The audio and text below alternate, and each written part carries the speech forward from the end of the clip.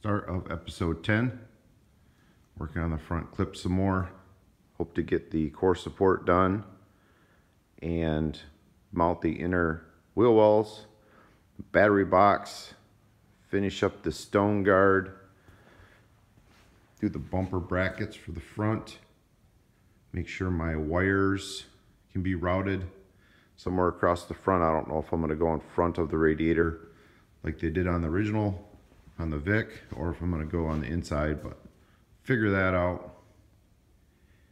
Sounds like I need a list. Can't believe I'm on episode 10 already.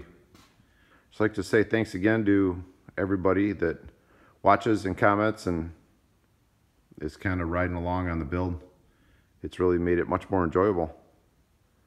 Well, I've got that core support in there, but it's just mocked up, and I have an idea of how I want to do the bracketry for it. I'm not going to do a drawing like I did on the rear mount. It's going to be a little bit over involved, but I kind of had this idea, and once I had the idea, I was like, I want to see how it works. So be a rather lengthy explanation, so I'm just going to try and build it, and then if it works, I'll show you. There, now I have a list. The progress has been slowed a little bit. We had about 8 inches of snow, and then it snowed the next day. So there's been a lot of plowing that's gone on and shoveling, but then it's warmed back up and most of it's melted. And of course I wasn't ready. The loader was still on the tractor. The mower was in the way. And I didn't have my chains on my tractor to put the blade on to push snow around. For those of you in southern states, I've got a 2-wheel drive tractor, so to effectively push snow, I have to put these chains on, which takes about an hour to put them both on. So if you're in a southern state, you might not have seen them before, but that's what we have to do up here to push the snow around. But I can work on the truck now. So if you watched episode 1, you saw how the radiator was bent back. And when I made my radiator move back, I just moved it the same amount on both sides, and I thought it should be fine like that. I forget what episode that is where I talked about that, but I moved it back. On the bottom, I flipped the bracket around with that back inch and 5/8. And then I moved these top brackets back, I think it was 3/4 or something like that. Well, it must have been bent because it was never straight. And I thought, it's fine, it'll do its job, it's just a little bent, it's not really hitting anything. But my OCD took over and I just couldn't take it anymore. So the other night I was playing with it and I moved this bracket back to the original holes and left that bracket where I moved it, and pretty much straightened the radiator right up. Now this core support is lined right up with the cab, so that's square. So I don't know if they're not put in there straight from the factory or if that was from the accident, but I think I'm going to leave it there just because it looks a lot better. And then the bracket that I made for the core support, you can kind of see it. It starts right here, comes up, runs over, runs across, and runs down. I probably wouldn't recommend doing it this way. I'm happy with how it came out, but it was quite a lot of work. Goes down there. I've just got a carriage bolt, a 3/8 carriage bolt in there for now. But this is 2.5 by 3/16 wall angle. It comes forward at about 8 degrees and comes in at about 2 degrees.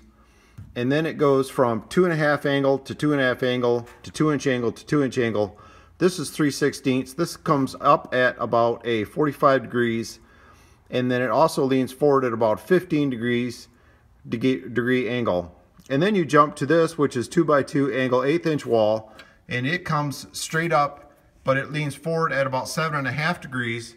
And then it runs straight across. This is 94 thousandths wall, 2-inch angle, runs straight across, and then it reverses down the other side. pretty happy with how it came out.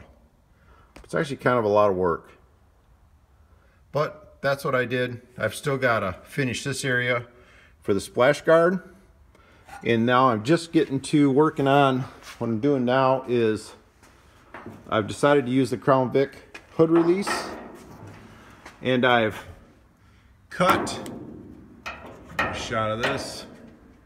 There's a bar on the top of this. I don't want to take this off. It's kind of hard to get this on here. Got this for placement. But there's a bar that runs across the top that I cut off, and then I opened up a hole up inside the hood here, and then I added this piece in and attached it back to the hood.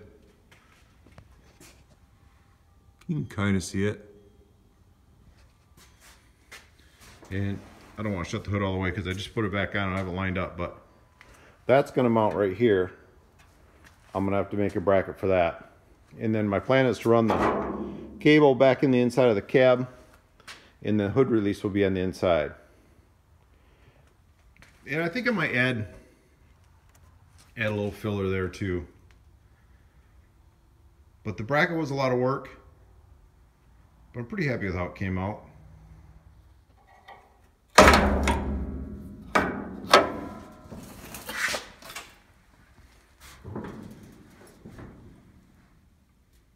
Well, that should work. Put that top trim piece on there, see if it fits still. Like a glove.